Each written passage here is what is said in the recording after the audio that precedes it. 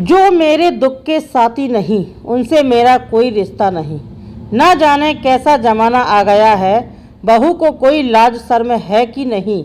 मुझे मुंह खोले हुए घूमती है जैसे मायके में पड़ी हो।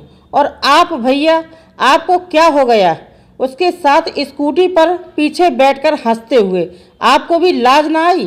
पूरे समाज रिश्तेदारों में हम लोगों की छी हो रही। लोग न जाने कितनी बातें कर रहे। कल्याणी बहन की जुबान से नफरत टपक रही थी।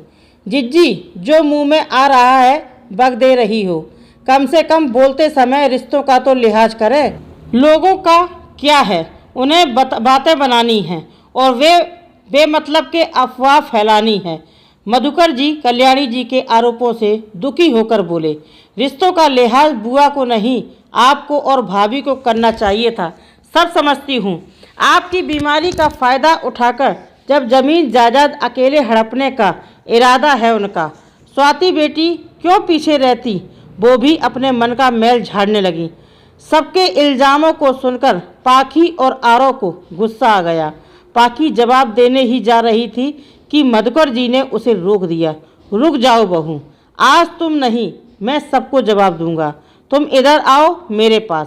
पाखी मधुकर जी के पास खड़ी हो गई। मधुकर जी ने पाखी का हाथ अपने हाथों में लिया और कस कर पकड़ लिया। नहीं आती कोई शर्म या लाज, और आए क्यों?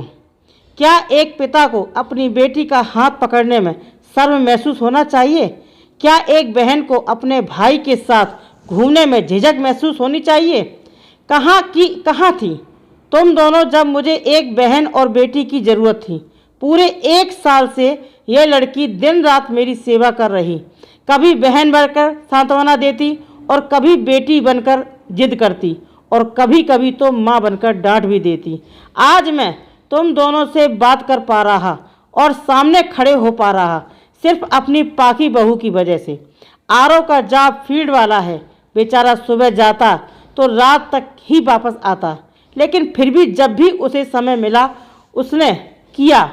तुम दोनों ने तो मेरी देखभाल करने से ही इनकार कर दिया था। क्या कहा था? मेरा बिस्तर पर यूं ही पेशाब पोटी करना तुम्हें घिन लगता है? मेरे पास से तुम दोनों को बदबू आती थी क्योंकि खाना खाते समय मैं खाता कम था और गिराता ज़्यादा था।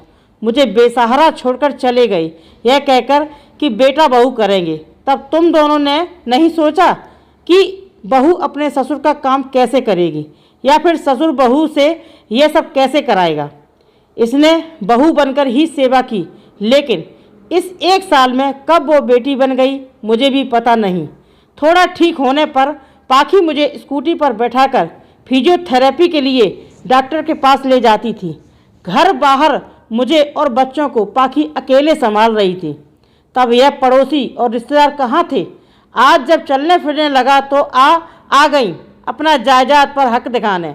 कान खोलकर सुन लो तुम दोनों, आज और अभी से तुम जैसे रिश्तेदारों के लिए अपने घर का दरवाज़ा बंद कर रहा हूँ। जाओ और जाकर उन रिश्तेदारों के साथ जो अफवाह फैलानी है या फैलाओ, हमें कोई फ़र्क नहीं पड़ता। जो मेरे दुख के साथी नहीं, उनसे मेरा कोई रिश्ता नहीं। मधुकर जी की बातों को सुनकर कल्याणी बहन और स्वाति का ही मुंह शर्म से झुक गया।